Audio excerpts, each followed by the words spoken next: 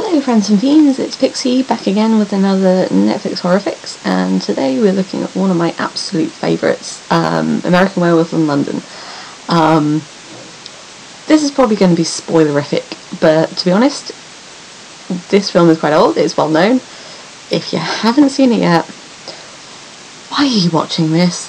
Stop this, come back later on when you've seen it, get thee to a video shop, get thee to Netflix, whatever you need to do, see this film. If nothing else, it's funny, you know, it's got some of the greatest special effects you will ever see. It's kind of scary in parts, but for the most part it's just really, really funny, occasionally gory, but very funny, and go and see it. If you haven't seen it, go and see it now. For those few of you who have seen it and need a recap, it starts off with two friends, Jack and David, who are on a trip. They're both American and they are in England. They suggest that it sounds like this journey is going to involve going around Europe, but they're in England at the moment. Well, Wales, standing in for Northern England. I always notice straight away that it's Wales, maybe it's all the sheep. So they're walking in the moors, it's raining, it's awful, it's Wales, you know, it's raining, it's awful, it's full of sheep. No, to anybody who's Welsh who's watching this, Wales is a beautiful country, it is raining and full of sheep. So England's raining and full of people, but you know. So they turn up in this very dodgy looking pub called the Slaughtered Lamb, where the locals, including Brian Glover and a very young Rick Mail. Oh Rick, we miss you. We hope you're resting well, because we miss you. Yeah, so the locals are a little bit reluctant to see these strangers in town. It's not quite Royston Daisy, there's nothing for you here, but it's not far off. The pub, yeah, they make a few jokes and everything's going fine, and then the two friends mention the pentacle on the wall, and suddenly nobody wants to see or hear of them. So they are forced back out onto the moors, and it all goes downhill from there. They get attacked by something. Jack is killed, David is wounded, and for some reason gets taken straight to a hospital in London. I don't know why they don't get taken to a local hospital. I'm fairly sure there are hospitals in the north of England. Maybe it's to do with the American Embassy. I've never quite gotten the point of that. When David wakes up, he's very, very confused. He's being asked lots of questions about what happened out on the moors. The story that he's being told happened was that he was attacked by a local lunatic, well, escaped lunatic. But he's fairly sure it was an animal. It's called American Werewolf, you know where this is going. He starts getting very, very surreal dreams, and the dreams are probably the scariest moments in the film. The makeups in them are great, and they're most surreal. One involves him chasing down a deer and ripping it apart. One involves, well, there's a lot of those sort of dreams where you think you're awake and things go strange. There's also one that's like really bizarre, involving David's family at home being gunned down by monsters wearing out-of-date military uniforms. Don't know what that's about, but you know, this is apparently part of the werewolf process. Things don't get any better for poor David.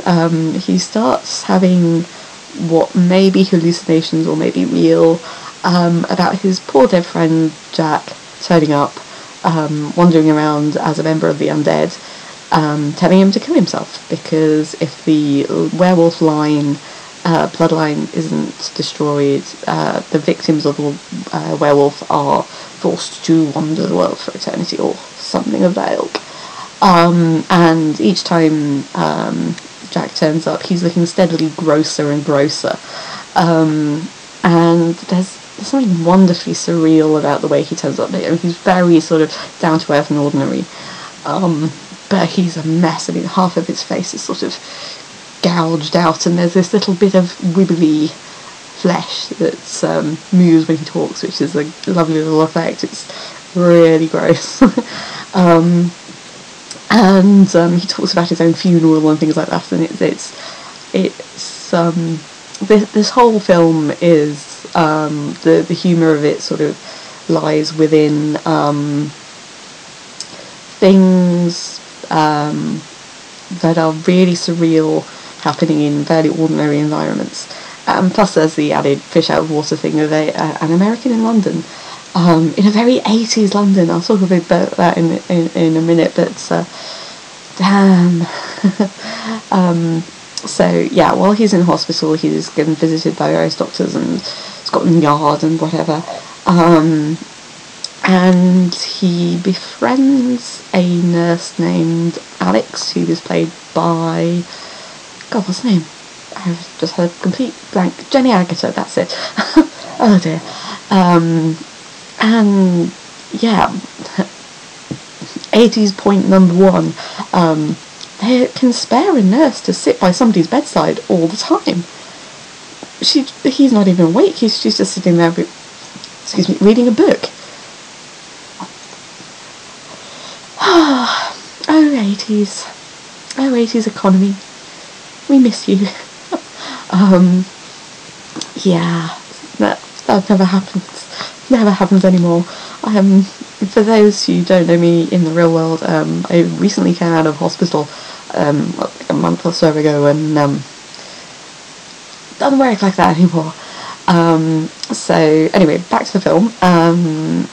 David gets discharged and has nowhere to go, and Alex the nurse ends up taking him back to her place, which is incidentally a rather large flat. There's a scene where she's buying things in the supermarket and he's going, "Gosh, isn't everything expensive? How do you manage?" And she said, "Carefully," and yet she's in this very large flat in central London. 80s property, we miss you too.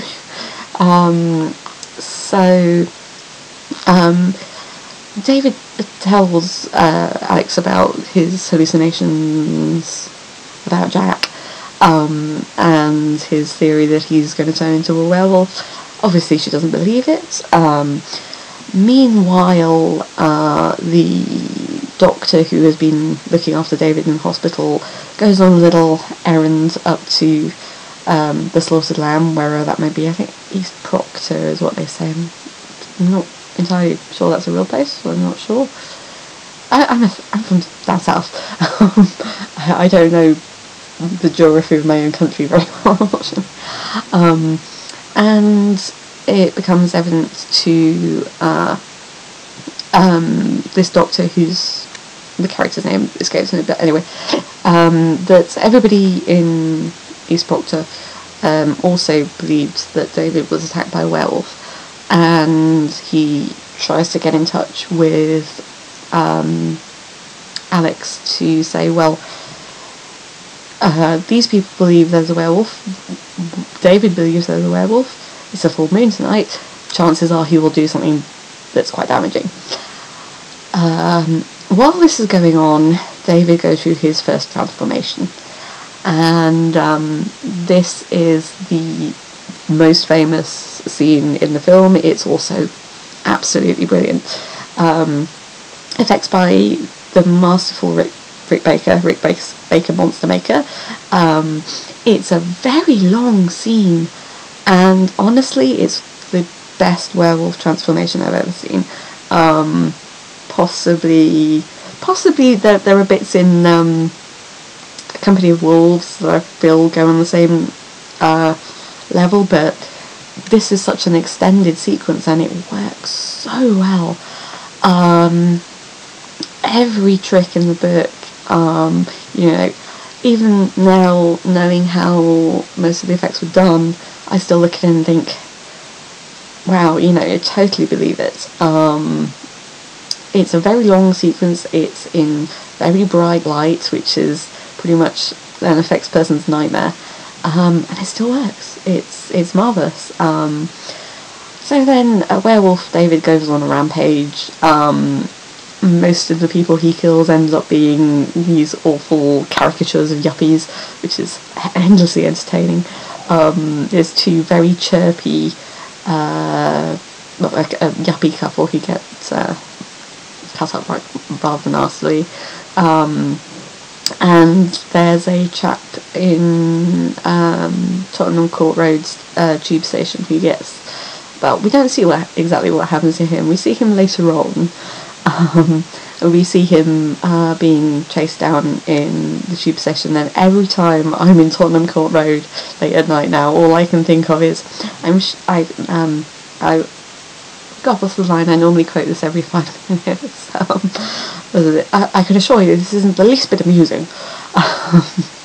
Yeah, that scene is great. You don't actually see much of the wolf in that scene. There's lots of POV shots winding through the station, and I think you see a glimpse of it sort of creeping up to the bottom of the escalator while this chap is going up, and you see from right up above, so it's a wonderful shot. That's next to the werewolf transformation. The tube scene is probably one of my favourite scenes in the film. It's great. And another 80s-ism, we have there are vending machines on the tube station. I vaguely remember those. They're definitely not there anymore. I guess it's a sort of security risk or something, I don't know, but yeah, this chap gets chewing gum out of a vending machine in the station. You know, you get vending machines up at the top, but you know, near the entrance sometimes, but you never get them actually on the station anymore. At least I haven't seen them for a long, long time. I've forgotten that they existed. Bring those back. Mayor of London, I know you're a knob, but bring those back. There's many times when I've been sort of on a long tube journey, you know, several changes, and I could really do with some chewing gum or a glass of water. Bottles of water especially, it gets bloody hot down there. Do that. Unfortunately, Werewolf David also ends up killing some homeless people, which I feel rather sorry for. Props to this movie, incidentally, for including extras of colour. The amount of movies set in London I see where the entirety of London is white. Have you ever been to London? London is like the most multicultural place in the country, and that's saying something. You know, you're not. Anyway, getting off topic. So yeah, David then wakes up the next morning in a zoo, and then we get one of the funniest sequences in the film where naked David has to get his way back across London, and this sequence includes the timeless line from A Small Child: "A naked American man stole my balloons." Again, you know, it's all about these surreal moments happening in what seems very, very ordinary, and I don't know, it always feels extra wonderful for me, these sort of things happening in places I recognise, so, you know, London Zoo, Tottenham Court Road, Piccadilly Circus. I guess this is what Americans must feel watching things set in New York or something. So yeah, David works his way back to Alex's house. Alex has been worried sick about him because he's vanished. They try to go back towards the hospital to find out what's going on, and then David hears that there have been several murders, and tries to get himself arrested, fails. How do you fail to get yourself arrested, incidentally? London policemen in those days, I guess. and disappears off, ends up seeing Jack again. Sorry, my computer turned off, that's why the light's gone even weirder. The sun's sort of setting at the moment, so the light's all over the place. Oh, that's a bit bad. Sorry, the sun, when I started this, the sun was higher up, so doing it like this completely washed out everything. You barely see me due to the way the contrast has gone. This is hard work. Where were we? Yes, David ends up in Piccadilly Circus and sees Jack across the road, so follows him across into a porno theatre showing possibly the funniest fake porn film of all time. And this is where you get probably the most surreal comedy scene in the film, where David is in a porn theatre and Piccadilly Circus talking to a corpse, his corpse friend, who is now very, very rotten looking. He's decomposing terribly quickly, incidentally, and also talking to the undead victims of the night before. So we have about 6 other dead people, and they're all sitting there telling David how to kill himself because they don't want to be undead, and the only way to for them to survive, sort of pass on, is for the werewolf to die. Then we get another transformation, much quicker this time, in the theatre, and yeah, David ends up going on a rampage through Piccadilly Circus, which is hilarious. You end up with a lot of car crashes and things as well, because it's Piccadilly Circus, and London is being London, as you know, there's a commotion going on. Oh, let's go and have a look. Oh, David now dead. Yeah, I wonder if that would happen these days, after various events. Maybe not. I think maybe the police would be a bit more prepared for central London rampages. I don't know. I'd hope so. Yeah, we end up with a lot of car crashes, and I always end up wondering whether they count as kills of the werewolf and whether they end up undead or not. If I ever meet John Landis, I will ask him this. So yeah, and then we end up with David cornered, and Alex finds him, and in case you're watching this and haven't seen it all the way through, I won't spoil the ending. It's desperately sad, actually. And that's about it. It's great. Go and see it. See it as many times as you can, because it's great. Watch all the special features if you can find it on DVD, because they're great too. Yeah, it's a really fun film. I mean, it's flawed, and it's clearly sort of working on comedy farce logic. I mean, I never quite buy that David will just hook up with Alex as quickly as he does. I mean, yes, it's a strange situation, but really, dude.